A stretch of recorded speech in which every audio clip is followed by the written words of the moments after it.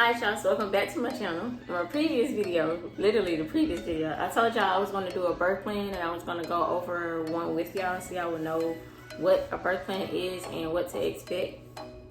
And let y'all in on a little bit of my business of what I want with my birth. You can Google a birth plan if you want to. You can just Google, go online, create the checklist, and then some will like automatically print it off and all you have to do is take it to your hospital or take it to your OB. Or some of them you can like create yourself. Like I said, just Google birth plan and it'll be a lot that pop up. So the birth plan that I'm gonna go over with y'all today is gonna be the Bump birth plan. The Bump is it's also an app that you can use and basically like keep track of your pregnancy, your progression, and all of that. But yeah, so this is the Bump birth plan, and I'm gonna just go over the birth plan with y'all, and I'll let y'all know what's gonna be on my birth plan. So stay tuned.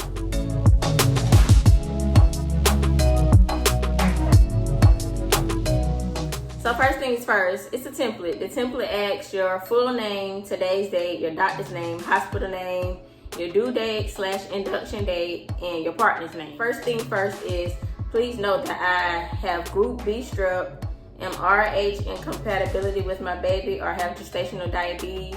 So if any of those apply to you all, do you want to check it off?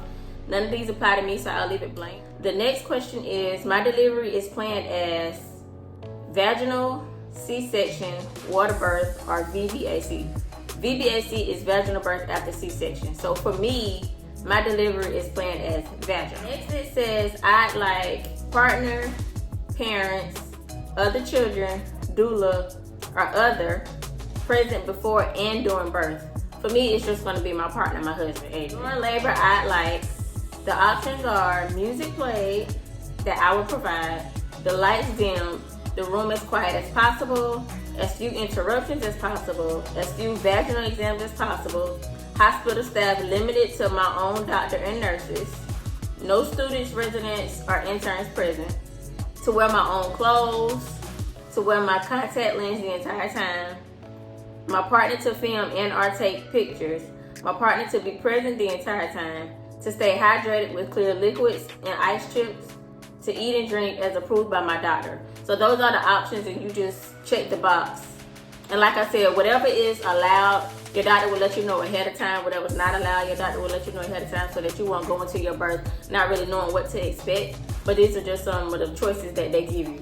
So for me, when I first got pregnant with Orion, I wanted music played, but I wanted lights dimmed as well too, and I wanted the room as quiet as possible. But when you in labor and you're about to give birth and you're pushing, like all of that is like thrown out the window. Like a birth plan almost don't even matter. I'm not gonna say it doesn't matter, but in the moment, all you're thinking about is getting this baby out of you. So you tuning out everything else. So as far as the lights being dim, the music, you ain't be paying attention to none of that. So now with my third pregnancy, my options would be, I would like the room as quiet as possible, but I do want the nurses to be there talking to me and, helping me, coaching me, and, just giving me some words of advice and encouragement through while I'm pushing.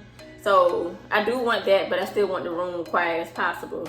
I do want as few vaginal exams as possible. The vaginal exams is when they go down and they stick their hand inside you to check you to see how far you dilated. Y'all, that junk is so uncomfortable. So for me, I don't know, even like during my appointments now, it's about time that they start checking. I already told my doctor, don't check me. Like, she'll come when she's ready. So don't check me. I don't want to know how far I've dilated yet. She'll come when she's ready. When I feel them contractions about 2-3 minutes apart, I know she's about to come. So don't check me. So as few vaginal exams as possible. I want to wear my own clothes. First of all, y'all, when I'm delivering, they put me in that gown. I'm so small, that gown is so big on me, like, it's not comfortable. So I be naked when I deliver. I come out that gown, I'm butt naked. Y'all gonna see my stuff anyway, so I don't even know why y'all putting this gown on me, but I be butt naked. But after I deliver, I wanna wear my own clothes. I want Adrian to be able to film and take pictures. Some hospitals, pictures and films not allowed, but I'm gonna put that on there and I'm gonna just see what they say this go around. But hopefully we can record. Of course, hopefully we can record. We'll just see what they say. I want my partner to be present the whole entire time. I want to stay hydrated with clear liquids and ice chips. and I want to be able to eat and drink as approved by my doctor. So those are going to be my choices. So the next section, I like to spend the first stage of labor standing up, laying down, walking around, in the shower or in the bathtub. So my hospital don't do water births, so I can't, they don't have a bathtub basically, so I can't get in the bathtub. As far as the shower, I'm not sure. Walking around would be one of my choices, and standing up would be another one of my choices. But for me, the thing would be, I try to do most of my laboring at home, because once you get to the hospital and I don't know, after a few hours, if the child hasn't come yet, they're going to send you home. So you want to do most of your laboring at home, because if you get to the hospital, like I said, too early and the child isn't coming within like some hours, they will try to send you home and they have you come back. So the plan is to do most of my laboring at home, but while I'm in the hospital, if I'm still laboring before the child decides to come, I do want to be standing up and walking around. The next section is, I'm not interested in an enema, shaving of my pubic area, a urinary catheter, an IV unless I'm dehydrated. So for me, my answer would be, I'm not interested in none of this stuff, to be honest. So I would check off everything. I'm not interested in an enema. I don't have to have my vagina shaved, because I probably shave my vagina myself before I go. I don't want a catheter, and I don't need an IV unless I'm dehydrated. Next, it says I like fetal monitoring to be continuous, intermittent, internal, external, performed only by a Doppler, and performed only if the baby is in distress.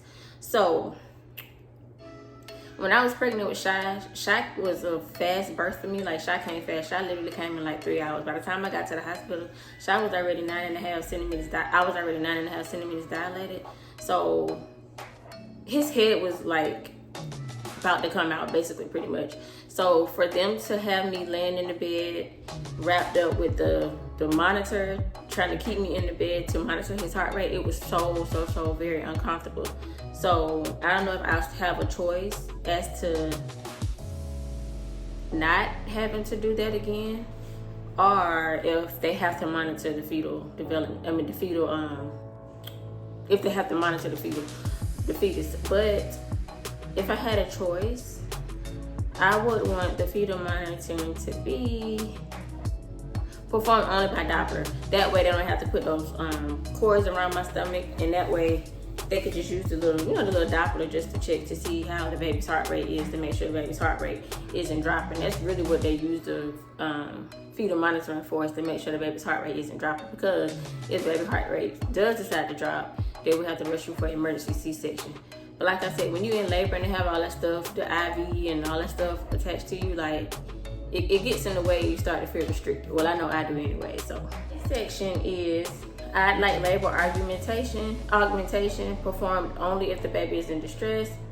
First attempted by natural methods such as nipple stimulation, performed by membrane stripping, performed with gel, performed with Pitocin, performed by rupture of the membrane, performed by stripping of the membrane, never to include an artificial rupture of the membrane. So for me, yeah, never to include an artificial rupture of the membrane. Like, I like everything natural, so yeah, none of that.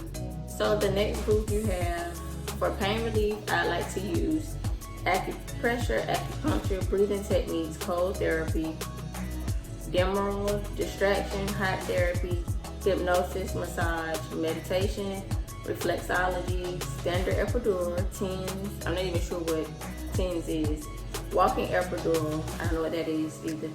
Nothing is an option. Only what I request at the time, whatever is suggested at the time.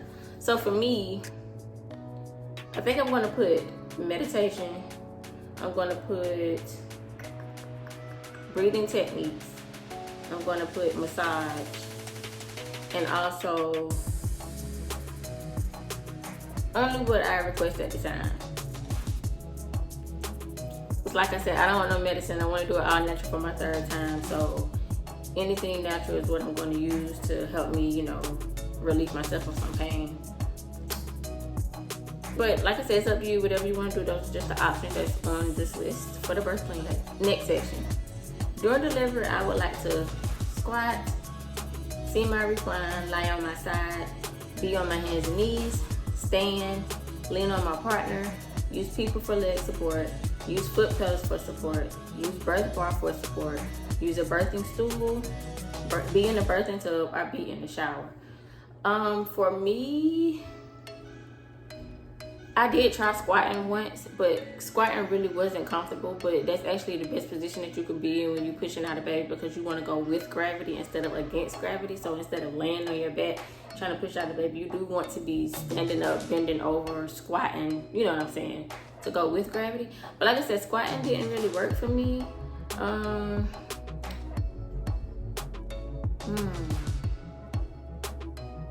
If I could be in the birthing tub, that would be clutch. But of course, like I said, my hospital doesn't offer birthing tubs, so that I already know that that's not an option. I can try being on my hands and knees. I do want to lean on my partner. I've done that before. I have used people for leg support, and I do use the foot pedals. So the foot pedals are like at the bottom of the bed, and you hold your feet there, and it's like you're using that to hold your balance while you're pushing. I can't really explain it, but I definitely like the foot pedals. And also the last doctor that I had with Yashai, when she helped me deliver Shy, they were actually holding my legs as well, helping me push. So yeah. Oh, and I think I did have a birth bar too. So the birth bar, you hold it, and it's just, like I said, literally support for pushing. So I think I'll check off the birth bar too. As next, I will bring a birthing stool, birthing chair, squatting bar, or a birthing tub. Like I said, I wish they let me bring a birthing tub, because I sure will. But since I don't have any of those options, I was hoping they had the birthing ball, the exercise ball that I could bounce on, but that's not an option on here. But I think I'm gonna get one of those and take it. I'm pretty sure they'll let me take it, because I had one with my first child. As the baby is delivered, I would like to push spontaneously, push as directed, push without time limits as long as the baby and I are not at risk, use a monitor to see the baby crown, touch the head as it crowns, let the epidural wear off while pushing, have a full dose of epidural, avoid forceps usage, avoid vacuum extraction, use whatever methods my doctor deems necessary, help catch the baby, let my partner catch the baby, let my partner suction the baby. I want to push spontaneously. So with the riot, I was pushing as directed, but the riot really wasn't ready to come. I honestly don't even think I was like 10 centimeters dilated, but that's another story for another day. With Yashai though, I did push when my body told me to push, so I had a much easier labor than I did with the riot. So I do want to push spontaneously. Pushing as directed isn't bad as long as you're already 10 centimeters dilated, but like I said, I want to push spontaneously. A little help, a little direction. I want to push without time limits as long as the baby and I are not at risk. So, you know, some people push forever and then they end up getting a C-section because they tired of pushing or the doctor suggested. So for me, I just want to push until I can push the baby out. I don't want no time limit on how long I'm pushing. I do want to touch the head as it crowns. I do want to use a mirror to see the baby crown. With Araya, I did do that. They had a mirror that was sitting right in front of me, so as I was pushing, I was looking into the mirror, watching her head crown. So I saw like that she had a head full of hair, and I saw her coming out. It was crazy. Y'all know I ain't doing no epidural. I don't want no forceps, no vacuum. I don't want to help catch the baby because Adrian's gonna be down there, so I do want my partner to catch the baby. And I would say let my partner suction the baby, but Adrian probably, the hospital can do that. They can suction the baby. I don't have a problem with that. The next section says, immediately after delivery, I would like for my partner to cut the umbilical cord to be cut only after it stops pulsating, to bank the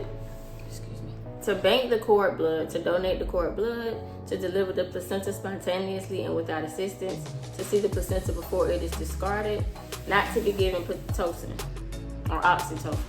So my answer would be, I would like for my partner to cut the umbilical cord. I would like the umbilical cord cut only after it stops pulsating. So if I could save my umbilical cord and bring it home here, I would, but they're not gonna let me do that. The next section is, if C-section is necessary, I would like to A second opinion, to make sure all other options have been exhausted, to stay conscious, my partner to remain with me the entire time, the screen lowered so I could watch baby come out, my hands left free so I could touch the baby, the surgery explains as it's happened, an epidural for anesthesia, my partner to hold the baby as soon as possible, or to breastfeed in the recovery room. So these are the options. So for me, if I had to have a C-section, which I'm praying to God I would not have to have one, but if I did, I would like to make sure all options have been exhausted, for one. For two, I definitely want to stay conscious. For three, I definitely want my partner to remain with me the entire time. I do want the screen lowered so I can watch my baby come out. I do want my hands left free so I can touch my baby. I definitely want the surgery explains as it's happening. I don't know about it. I still don't want an epidural for anesthesia. I definitely want my partner to hold the baby as soon as possible, and I definitely, most definitely, want to breastfeed in the recovery room. The next section says, I would like to hold baby immediately after delivery, after suctioning, after weighing, after being wiped, cleaned, and swaddled, or before eye drops and ointment are given. So, for me, it's gonna be immediately after delivery. After delivery, y'all let me hold my baby. Then y'all can do the suctioning, y'all can do the weighing, all of that other stuff that y'all gotta do, cleaning, swaddling, and all of that. The next section is, I would like to breastfeed as soon as possible after delivery, before eye drops, ointment are given, late, or never. As soon as possible after delivery. Give me my baby and I'm gonna put her right on the TV. Next section, I would like my family members' names. So they give you 2 lines where you can write their names if you want to join me and baby immediately after delivery, to join me and baby in the room later, only to see baby in the nursery, to have unlimited visiting after birth. So for me, my mother-in-law is going to be here watching Matu, Araya, and Yeshai. My mom will probably come down too when she finds out that I'm in labor. But they not going to come up to the hospital. They're going to be here once me and Adrian leave the hospital. Like, we shouldn't even be in the hospital that long. So, yeah, we're not even going to have no visitors in the hospital. The next section says, I would like baby's medical exam and procedures, giving them my presence, given only after we bonded, giving them my partner's present, to include a heel stick for screening test beyond the PKU, to include a hearing screening test, to include a hepatitis B vaccine. So for me, I would like baby's medical exam and procedures, given in my presence, given only after we've bonded, given in my partner's presence as well. To include the heel stick for screening tests, because that's what they do when your baby may have jaundice. They do prick the heel to see the jaundice levels or whatever, so yes. And I would also like to include the hearing test. Please don't give baby vitamin K, antibiotic, op treatment, sugar water, formula, or pacifier. All of those are getting checked out. Don't give my baby none of that. I like baby's first bath given in my presence, in my partner's presence, by me or by my partner. So being that this is my 3rd go around, I'll probably give my baby the first bath, but I have been doing some more reading and researching, and you shouldn't bathe your baby until after the umbilical cord falls off. So I probably won't bathe my baby until after the umbilical cord falls off, but I'll probably definitely sponge bath her, and that'll probably be, in the hospital. So not a first bath, but just a little sponge bath. Next, I like to feed my baby only with breast milk, only with formula, on demand, on schedule, with the help of a lactation specialist. So for me, only with breast milk, on demand as well, because what people don't tell y'all either is when babies come out, babies have what is it called? I can't think of what it's called, but it's basically when the baby want to nurse 24/7. So you're thinking that your baby not getting no milk. And the baby first milk is colostrum, so sometimes you won't physically see it. But if you squeeze your boobs, you may see a little come out. But when the baby is latched on, your baby is getting milk. But like I said, they don't tell you that. And because they see the baby wanting to nurse all day, every day, they automatically think that the baby's not getting enough milk, but that's not true. So on demand, whenever she's going to eat, she got the titty right there for her to eat. So we ain't doing no scheduling of that. With the help of a lactation specialist, because like I said, this is my 3rd time and I haven't breastfed in like 2 years. So I can have a lactation specialist help if I need it. Or next section. I like baby to stay in my room all the time, during the day, only when I'm awake, only for feeding, or only when I request. My baby is gonna be in my room all the time, period. I'd like my partner to have unlimited visiting or to sleep in my room, both. Next question. If we have a boy, a circumcision should, well, we ain't having no boy, so we ain't gotta worry about that. But the question is, if we have a boy, a circumcision should be performed, not be performed later, be performed with anesthesia, or be performed in the presence of me and or my partner. So if you're having a boy, that'll be something that you can fill out. Okay, so we're in the last few sections, last 3. So the next section says, as needed post-delivery, please give me extra strength, acetaminophen, Percocet, stool softener, or a laxative. For me,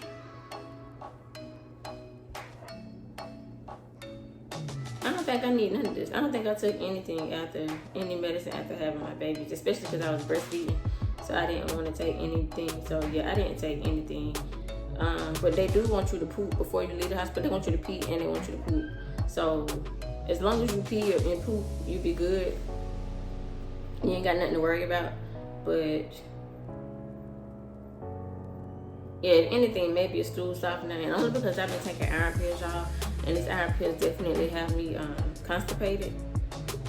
So I might do a stool softener, but that's about it. And that's a big maybe. After birth, I like to stay in the hospital as long as possible, as briefly as possible. As briefly as possible. Get me the hell up out of here. I had my baby. Y'all done got all this money from me and send me the fuck home. That section, last but not least, if my baby is not well, I like to my partner and I to accompany it to the NICU or another facility to breastfeed or provide pump breast milk to hold him or her whenever possible. I mean, I'm gonna check off all 3. Of course, we want to accompany my baby to the NICU or another facility. Of course, I'm gonna provide pump breast milk and I'm gonna hold my baby whenever possible. Like I said, this is the birth plan from the bump. I'll link it down below. And like I said, you just go through, you can see the different checklists. You can see it.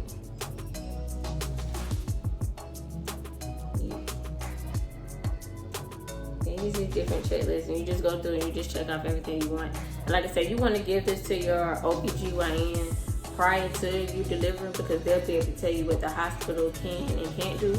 But you also want to put this in your diaper bag as well, just to have, another copy just in case the hospital said they didn't get it or they didn't see it. So yeah, you definitely want to have, one in your hospital bag. So yeah, that's it for the birth plan. Like I said, let me know if y'all have any questions, any comments, any concerns. Any ways I can help y'all, just let me know because I will respond to everybody who comments, as I always do. So thank y'all for watching this video, and we will see y'all in the next one. Who is we? I will see y'all. Oh, well, I guess me and the baby. Bye.